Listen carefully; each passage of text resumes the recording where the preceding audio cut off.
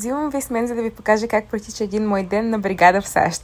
Добре, да се върнем на сутринта. Часът е 10 и не съм акулата, днес ще съм барман.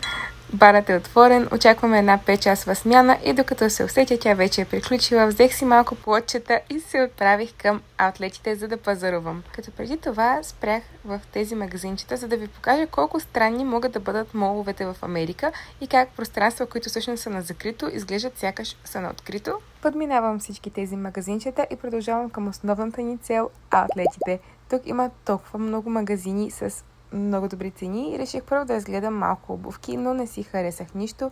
Магазините са огромни и да, купих си чанта 10 минути преди Michael Kors да затвори. Казаха ми, че само днес има 15% отстъпка, плюс още 10 ако си студент, което аз съм, така че нямаше как да не се възползвам и като гледам какво се случва на тротуара, ама и други хора са се възползвали от промоциите на аутлетите. Кажете, ако искате да видите още видеа за самите магазини.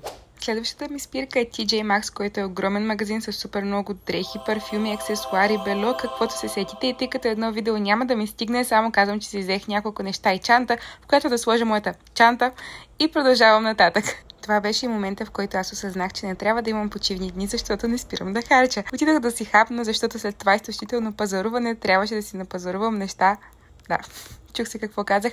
Но за $12 си взех бисквитка, напитка, супа и салата. Така че си беше доста изгодно и това беше как минава един мой ден в Америка.